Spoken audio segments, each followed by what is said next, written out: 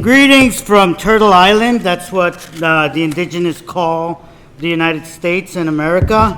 Don't name it after some Italian person. Name it after the people who were there. The original land of the Los Angeles Basin, populated by the Tongva, who knew how to control the river and not let the hills go on fire. Unfortunately, we never heeded those lessons. There is an irony. I am actually majority indigenous heritage, Mayan, and that I have to fight to live in the land where all our people were. That's why there should nobody be illegal on stolen land. Right?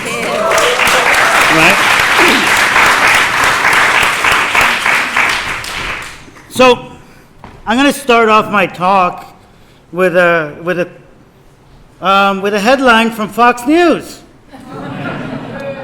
Communists, Democrats use No Kings rally to call for May Day strike, shut it down. That's actually a pretty good headline. It's not to scare people. It actually makes me happy. But let's talk about May 1st, because up until 2006, May 1st wasn't as celebrated in the United States because they purposely changed it to Labor Day rather than International Workers' Day. But in 2006, and what happened in 2006 is very important for understanding what's happening now and why we're looking at a possible May 1st, the first one after those large attacks, where there's seriously nationwide discussion of a general strike. Now, whether it's going to happen or not, we're going to see that shows the strength of the movement. But what happened in January 30th, the fact that there's 8 million people that came out for No Kings, it's leading up to something big. And I think it's all because of what happened in 2006 that this is a reality. So after 9/11, there was a clampdown on immigration, and the Department of Homeland Security was created, and it brought immigration enforcement under the Department of Homeland Security, trying to tie immigration with the war on terror. And further criminalize immigrants as painting them as almost like terrorists. That's where the modern immigration and customs enforcement comes in. Around that same time, around 2005, there was a bill called HR 4437, which basically stated if you were undocumented or you helped somebody undocumented, you would be a felon. And that, in its essence, was an attack not only on the undocumented community, but on their family members, priests, organizations that helped them out, basically almost if you had any contact. And that was a wholesale attack on the entire movement. As a result, organizations came together around March to fight against this because they had already passed the House. It was meant to pass the Senate, and Bush was ready to sign it. And what we saw between March to its culmination on May 1st was a whirlwind of mass marches, mass organizing that culminated in what was a mass strike on May 1st, 2026. Now, the issue with it is that, for the most part, this was a big, huge movement, and there isn't much details of all the stuff that happened. You just start hearing all the stuff that happened. So, for example, what ended up happening is that the undocumented workers themselves self-organized to go out on May 1st. So one thing that happened, one of our organizers got a call at 6 in the morning saying that all of the workers in the fashion district were shutting down their stores, throwing everything inside the stores, telling them they're closed, and then going to the marches. The Port of LA shut down. That's $1 billion a day that the port truckers decided not to show up. Tyson Foods preemptively closed half their factories knowing that people weren't going to show up to work, so why even start them up? As well as, in downtown LA, LA just shut down. And basically every major city shut down. Restaurants, construction sites, nothing happened that day. And within 2 weeks, HR 4437 all of a sudden just disappeared. They didn't even say anything, you know what I mean? And that was a big deal because it's this was going to be worse than what the ICE raids are now. And we were able to shut it down. Now, why is it that we're still fighting the same thing? And this was because, unfortunately, that movement was a very top-down movement.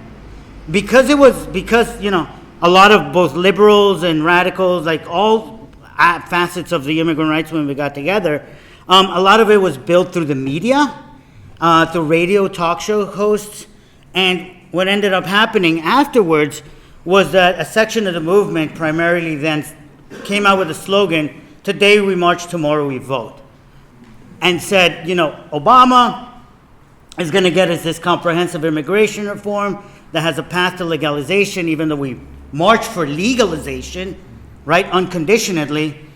And the entire movement was then brought into the fold of the Democratic Party. Obama got voted in, and there's kids in cages because of that. Obviously, a lot more than that, but for the most part, yeah, like there was a betrayal of the liberal sections of the movement, even before May 1st started happening, in driving the movement away from empowering and organizing the undocumented community to fight back, to an electoral campaign that in the end betrayed us and actually set the stage for deportations, detentions, and ICE, which Trump took over, right? What Trump is doing isn't necessarily that he's created something new. He's just taking it to the max, right? And so I think what ended up happening between then and now was that even though like most of the movement demobilized, they were still organizing. And when I want to get into a particular part of the organizing is the rapid response that we are seeing right now. Rapid response in California has existed for many, many years.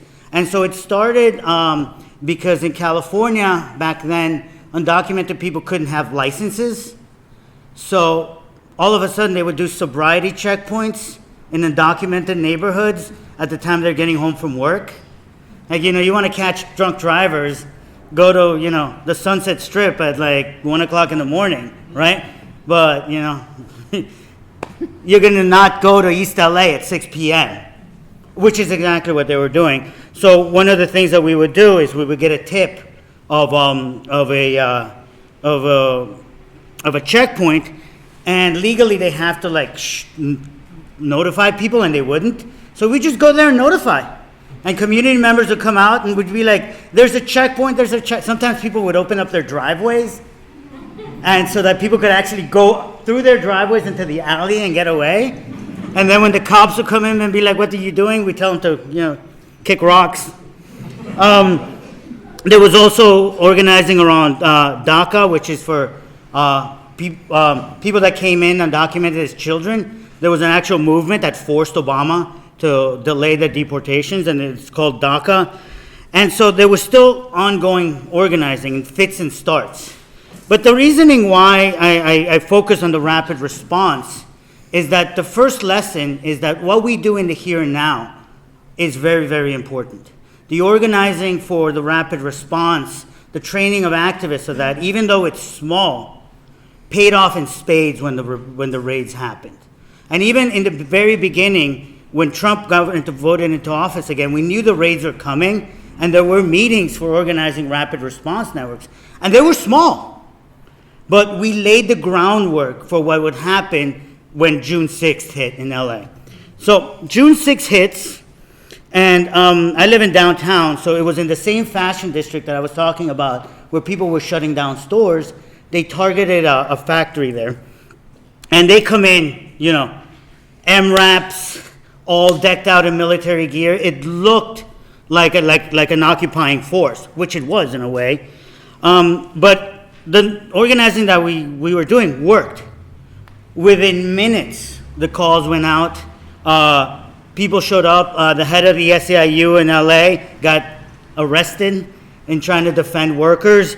And even though they took people, their entire convoy got surrounded and kicked out of the fashion district. What ended up happening then is they call out a protest for the Metropolitan Detention Center in downtown, which is where they bring a lot of the people they take for processing. They also keep them there. That was 2,000 people within like a couple of hours' notice, surrounded the building. What ended up happening for the next month is that same thing happened. Daily protests at the Metropolitan Detention Center. Thousands of people and thousands of people ended up surrounding that building day in and day out. The police would come and attack them, and then what would they do? They would then just march all around downtown. So every day in downtown, because I live there, I could just walk out and be part of a protest, which is kind of cool. People found out where they were staying in the hotels, and then would just, make sure they don't sleep. No sleep for ICE was the call. I know in Pasadena, one of the first hotels actually kicked them out because they're like, we can't have you here. They were also harassing the workers who were unionized, and they were basically like, hey, we want him out. And we were able to kick ICE out of Pasadena.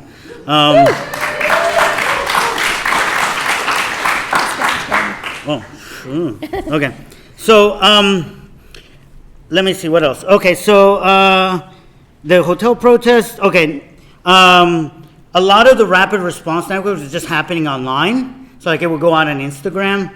So that's what happened in Paramount, where they saw that they were staging, and then just hundreds of people just show up, and they couldn't even get out of their staging area. They had to leave. That's where you had like somebody threw bricks through ICE's windshields, and it became like a whole big national news. They went to Compton. Compton shut down intersections, kicked them out. One of the good ones was it turns out that the Dodgers hadn't come out against ICE. And so they were also letting ICE use their parking lot for staging. So it comes out, we all show up. By the time we show up, ICE had already left. So then for the next couple of days, we organized protests outside of Dodger Stadium during the games.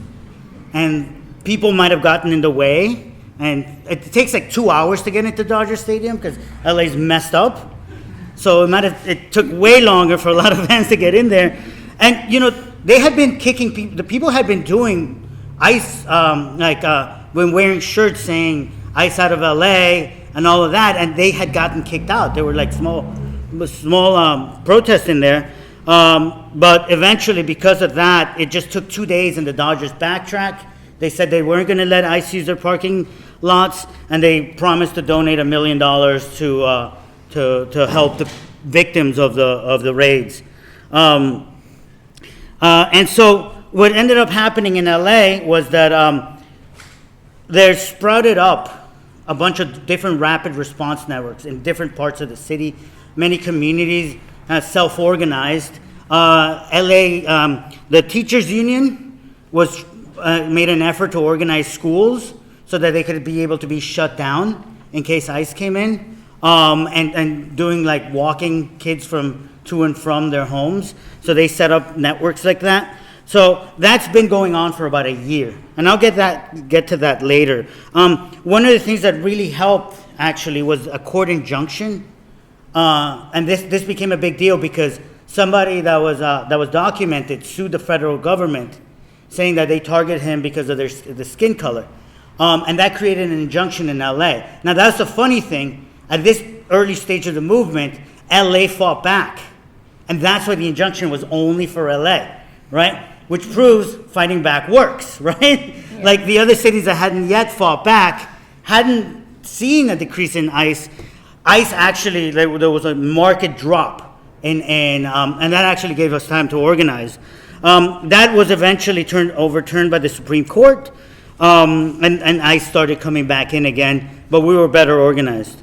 In the meanwhile, Trump, in response to the fact that one of the protests might have gotten out of hand, and we burned 3 autonomous cars.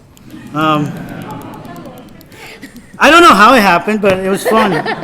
Anyway, long story short, Trump sends in the National Guard, sends in the Marines. That just makes things worse.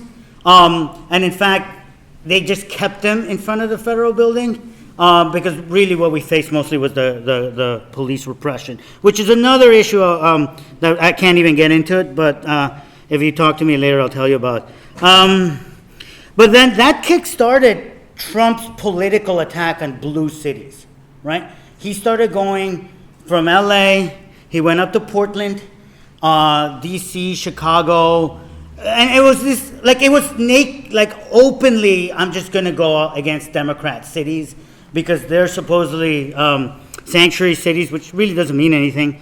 And so in every single city, we saw a similar level of organizing. People would band up together, they'd follow ICE with whistles, warning people, they would create rapid response networks. Like there's instances, like you'll see if there's one really good example in Buffalo, New York, I think, where like they were like two roofers and ICE came for them, and then the entire city just surrounded ICE, and they had to run away without their vehicles, and their vehicles got trashed. It was hilarious. In I think it was North Carolina, they would just have like caravans of people surround ICE and Border Patrol to where they just had to stand there.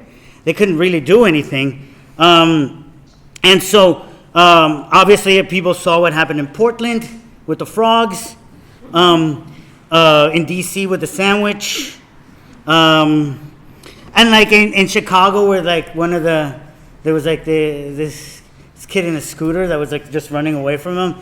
Like it almost became kind of hilarious. Like every city had a both organized presence as well as these instances of memes, basically, like going viral. And it was very cool to see in a way every city how they organize differently, but in essence the same, in taking on ICE. And then Trump decided to go to Minneapolis. There was a reason why Trump wanted to go to Minneapolis, and that was because Minneapolis is a historic progressive city. It is also the site of why he lost in his first administration. It was the George Floyd protest. And I think it's very important to see the lesson from Minneapolis as it's not just about ICE, it had to be about George Floyd. Renee Good was killed 4 blocks away from where George Floyd is. And you have a history there of years of people organizing against police and state repression. And then you also had a history of them also, that part of the country receives a lot of Somali immigrants. And like there was this, in the lead up to him going to Minneapolis, 15 left or? No, 15 down. Oh, that's not that bad. No, keep going. Okay. There was this kind of like racist, so I'm not even going to get into it, but there was this racist kind of attack against Somali immigrants. And remember, he was talking about Somali immigrants when he did the whole they are eating the dogs thing, right? So he had always gone after Minneapolis, and that's when, goes in thinking that he can be this large force, and he gets pushed back. Massive amounts of organizing, massive amounts, and I'm not from Minneapolis, and I'm sure you've heard for what happened in Minneapolis, like different levels of organizing, people going out into community, there's canvassing, there's food distribution, there's all this level that's kind of what we see in LA as the model. Like, we are not there yet, we're building to that, but that's what it takes, that kind of level of commitment and organizing that was able to then push back. And honestly, like the bravery of certain activists that unfortunately lost their lives. And I think one of the things that I want to thank Solidarity for sending that solidarity statement about how you're supporting us, because that statement came in like the day Alex Preddy. And so we were at an organizing meeting because this felt like an attack not only on the immigrant community, but on us as activists. And that helped us give a lot of boost in morale in a much needed time. And I think that's where, I forgot, I might have been Don Lemon's, but somebody said that was the hinge point. That was the hinge point where it horrified the country so much that that's where you start seeing like everything shifting. That's where you start seeing a lot of people who were anti-immigrant before going on the side of the pro-immigrant side. That's when you start seeing and shifting a lot of people's feelings against ICE. But that's also where you see like a maturation of the movement, right? Like, not only are we going to go out against ICE, but like the organization for January 30th, where rather than getting pushed back, it emboldened people to say, like, this isn't just about confronting ICE in our neighborhoods, this is about building a massive movement. And there had been calls for mass strike, there had been calls for a general strike before, and yeah, maybe they were heated, but there's a difference between like doing an online call or doing a top-down call versus like the actual people organizing in a city, doing a call and trying to involve as many groups as possible nationwide in an act of solidarity. In LA, we did have around 20,000 people marching in January 30th. Businesses did close, but it wasn't like a wholehearted thing. But I think to a certain extent, it was a great display of like the power of the movement, right? And it was a great thing that boosted us forward. Okay. So that's 20 minutes, so 10 more. Okay, good. Want. Yeah, no. All right. So let me see. May 1st I talked about. Okay, quick NELA breakdown. So what I'm involved in LA is in the very beginning, one of the first targets for the raids were Home Depots.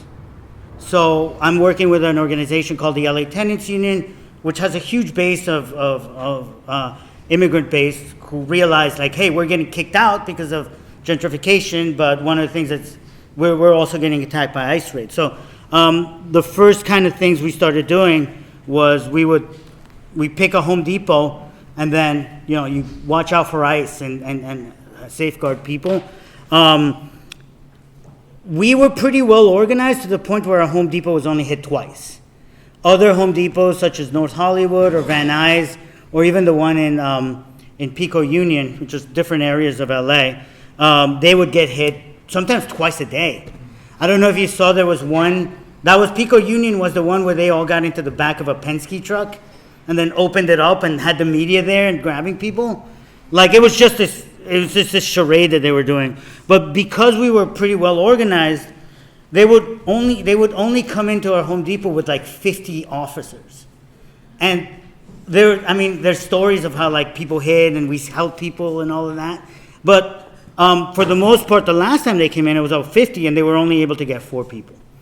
Now what's going on because of Minneapolis, because of the fightbacks, because Trump has completely been embarrassed, is that the ICE rates have gone down, but they're still going on. They've changed their strategy from trying to attack like Home Depots to just like this coward strategy of driving around neighborhoods and picking off whoever they can.